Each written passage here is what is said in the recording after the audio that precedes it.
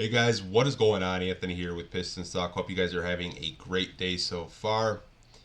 You guys, we have another trade from the Detroit Pistons. This time it is for Tim Hardaway Jr. from the Dallas Mavericks. The Pistons agreed on a trade to send Quentin Grimes in exchange for THJ and 3 second-round picks. Now, we had made a video, I want to say maybe a week, maybe 2 weeks ago. I think it was 2 weeks ago. I just don't remember. Time's just been going by so fast. But Bleacher Report had a similar trade situation to this of taking on Tim Hardaway Jr. in exchange for second-round picks. And everything that Trajan Langdon said in the presser about using the cap space to get draft capital assets, he just did that.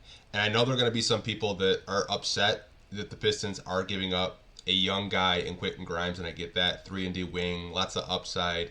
I'm not too surprised at this trade because if you listen to national media, they thought that Dallas was going to try to dump Tim Hardaway for probably the last year or so. They've really been trying to trade him.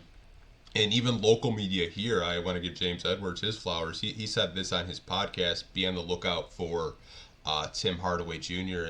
in terms of the Pistons putting their hat in that race, and looks like the Pistons are going to be getting THJ. There are some other tweets that we do want to read on the screen for you guys. So Woj is breaking down the second-round picks that the Pistons are going to be receiving in this trade, and it looks like it is going to be a 2025 second via Toronto, which should be a pretty good early second-round pick, and 2028 in the deal, sources tell ESPN. So you're getting a 2025 second from Toronto, which Toronto is in a similar situation to the Pistons.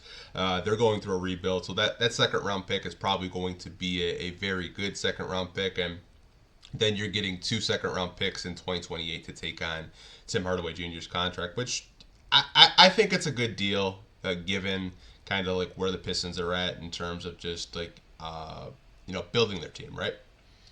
Tim McMahon from ESPN also says this move positions the Mavs to offer significant part of the $12.9 million non-taxpayer mid-level exception to Derek Jones Jr.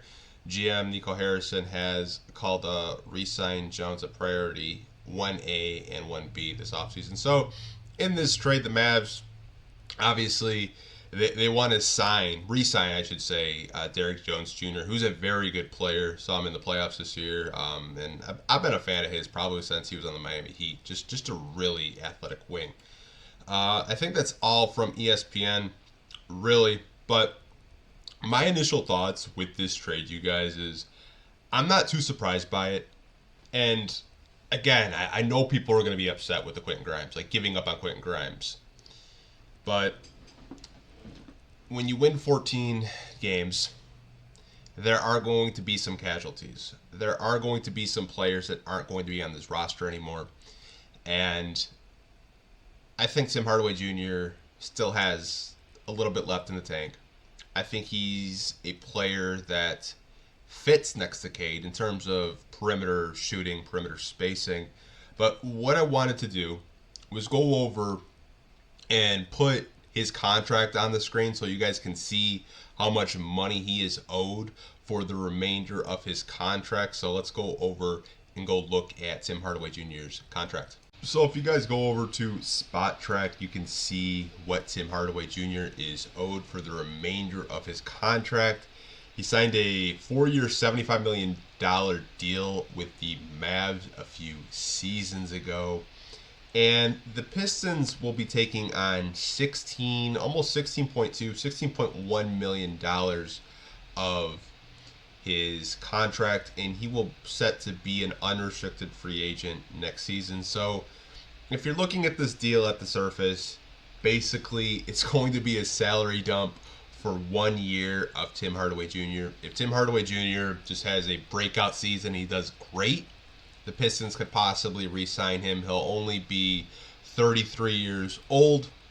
If Tim Hardaway Jr. does not have a good season with the Pistons, you don't really have to worry about it, and you can use that money to possibly sign a replacement for a Tim Hardaway Jr. I really don't think the contract is that bad, given the the free agents in the shooting guard market, like we saw Malik Monk get paid by the Kings. I know some of you guys still talk about Gary Trent Jr. I don't know if that's going to be a possibility more. Maybe you sign Gary Harris to a shorter term deal if you want a little bit more insurance quality at that two guard position. But did want to put this on the screen for you guys to kind of look at what his contract is going to be this upcoming season for your Detroit Pistons. My final thoughts on this trade. I like it for both sides. I'll start with Dallas. I think with Dallas, you're saving money, and you're getting a guy that's a 3-and-D wing that you can plug and play next to Luka Doncic and Kyrie Irving.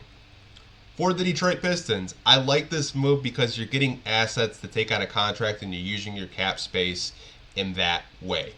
You're taking on $16 million of a one-year rental, and you're getting 3 second-round picks, a Toronto 2025, and 2 future 2028 seconds from Dallas. I like it. I really do.